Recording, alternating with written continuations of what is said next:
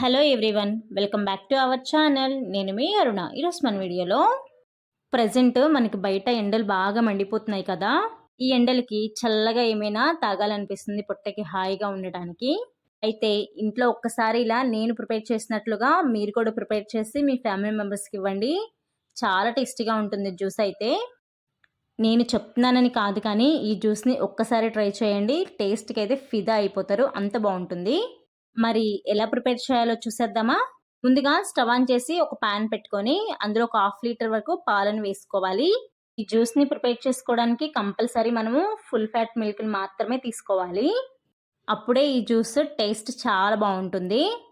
Half litre పాలని వేసుకున్న తర్వాత ఫ్లేమ్ని లో ఫ్లేమ్లో పెట్టుకొని ఒక మరుగు వచ్చేంత వరకు కూడా పాలని మరిగించుకోవాలి. ఇలా పాలు మరిగేలోపు మరికొన్ని విషయాలు మీతో షేర్ చేస్తాను.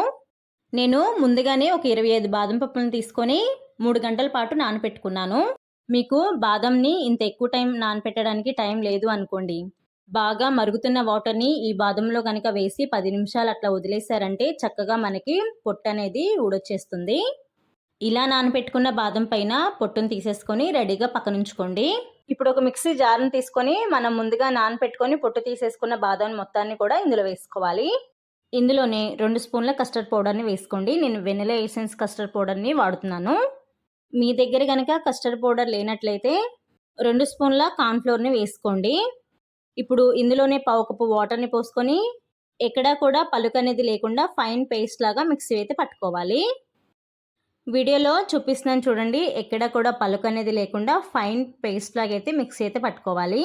ఇప్పుడు ఈ మిక్సీ జార్ని రెడీగా పక్కన పెట్టి పాలు మరుగుతున్నాయో లేదో ఒకసారి చూద్దాము.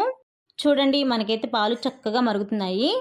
పాలు మరిగేటప్పుడు పాల మీద మనకి మీగడ వస్తుంది కదా, ఆ మీగడని గరిటెతో తీసి పాలల్లో వేసుకుంటూ పాలను మరిగించుకోవాలి. ఇలా పాలని 5 నిమిషాలు బాగా మరిగించుకున్న తర్వాత మనం ముందుగా బాదం పప్పుని కస్టర్డ్ పౌడర్ని మిక్సీ వేసుకొని రెడీగా పక్కనుంచుకున్నాం కదా, ఇప్పుడు అవి మొత్తం కూడా ఇందులో వేసుకోవాలి. లో ఫ్లేమ్లో పెట్టుకొని గరిటెతో కలుపుకుంటే కస్టర్డ్ పౌడర్ని పాలల్లో వేసుకోవాలి, లేకపోతే కస్టర్డ్ పౌడర్ ఉండలు కట్టేస్తుంది. అందుకని పాలల్లో వేసేటప్పుడే గరిటెతో కలుపుకుంటూ కస్టర్డ్ పౌడర్ని పాలల్లో వేసుకోవాలి.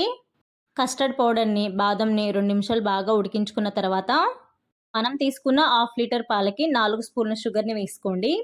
స్వీట్ మీరు ఎక్కువ తిన్నట్లయితే ఒక 2-3 స్పూన్ల షుగర్ని ఎక్స్ట్రా వేసుకోవచ్చు. ఇలా షుగర్ని వేసుకున్న తర్వాత ఫ్లేమ్ని మీడియం ఫ్లేమ్లో పెట్టుకొని గరిటెతో కలుపుకుంటూ షుగర్ని కరిగించుకోవాలి. షుగర్ వేసుకున్న తర్వాత కన్సిస్టెన్సీ కొంచెం లూజ్గానే ఉండాలి, గట్టిగా ఉండకూడదు. ఇప్పుడు ఇందులో కొన్ని డ్రై నట్స్ని వేసుకోండి. ఇలా వేసాక ఒకసారి బాగా కలుపుకోండి. నేను వెనిలా కస్టర్డ్ పౌడర్ని వేసాను కాబట్టి సపరేట్గా ఇలాచీ పౌడర్ని వేసుకోవడం లేదు. మీరు కార్న్ఫ్లోర్ కనుక వేసినట్లయితే ఈ టైంలోని హాఫ్ స్పూన్ వరకు ఇలాచీ పౌడర్ని వేసుకోండి. ఇలా కలుపుకున్నాక స్టవ్ ఆఫ్ చేసుకొని చల్లారేంత వరకు కూడా పక్కన పెట్టుకోండి. నేను కంప్లీట్గా చల్లారిన తర్వాత చూపిస్తున్నాను చూడండి. ఇప్పుడు ఈ జ్యూస్ని ఒకసారి బాగా కలుపుకొని వెడల్పుగా ఉండే వేరొక మిక్సింగ్ బౌల్ తీసుకొని మనం ముందుగా ప్రిపేర్ చేసుకున్న జ్యూస్ మొత్తాన్ని కూడా ఇందులో వేసుకోవాలి. బౌల్ పైన మూతను పెట్టుకొని 3 గంటల పాటు ఫ్రిడ్జ్లో పెట్టుకోండి. మీకు కావాలంటే ఫ్రిడ్జ్లో 3 గంటల పాటు పెట్టకుండా ఐస్ క్యూబ్స్ని వేసుకొని ఈ జ్యూస్ని తాగేసేయచ్చు. నేను 3 గంటల తర్వాత చూపిస్తున్నాను చూడండి. జ్యూస్ మనకి చల్లగా క్రీమీగా చాలా బాగా తయారైంది. ఇప్పుడు గరిటెని తీసుకొని ఒకసారి బాగా మిక్స్ చేసి నేను ఒక అరగంట ముందే 2 స్పూన్ల సబ్జా గింజల్లో కొన్ని వాటర్ని వేసుకొని నానపెట్టుకున్నాను. ఈ జ్యూస్ని ప్రిపేర్ చేసుకునే లోపు సబ్జా గింజలు మనకి చక్కగా నానిపోయాయి. ఇప్పుడు 3 స్పూన్ల సబ్జా గింజల్ని జ్యూస్లో వేసుకొని ఒకసారి బాగా కలపండి. అంతే, చాలా సింపుల్గా చల్లగా పాలతోనే మనం జ్యూస్ని ప్రిపేర్ చేసుకున్నాం కదా. ఫ్రిడ్జ్లో పెట్టిన తర్వాత చూడండి, జ్యూస్ మనకి క్రీమీగా చాలా అంటే చాలా బాగుంది. లంచ్ తర్వాత ఒక్క గ్లాస్ తాగితే చాలు, పొట్టకి హాయిగా బాడీ మొత్తాన్ని కూడా కూల్ చేస్తుంది జ్యూసు. ఈ వీడియో మీకు నచ్చిందా? నచ్చితే మీ ఫ్రెండ్స్ అండ్ ఫ్యామిలీ మెంబర్స్కి షేర్ చేయండి. ఇలాంటి simple and tasty yummy recipes కోసం మన ఛానల్ని వెంటనే సబ్స్క్రైబ్ చేసుకొని పక్కనే ఉన్న గంట సింబల్ని కూడా యాక్టివేట్ చేసుకోండి. ఇలా గంట సింబల్ని యాక్టివేట్ చేసుకోవడం వలన నేను ఎప్పుడు వీడియో పోస్ట్ చేసినా వెంటనే మీకు నోటిఫికేషన్ ద్వారా వస్తుంది. So thanks for watching my video. Bye.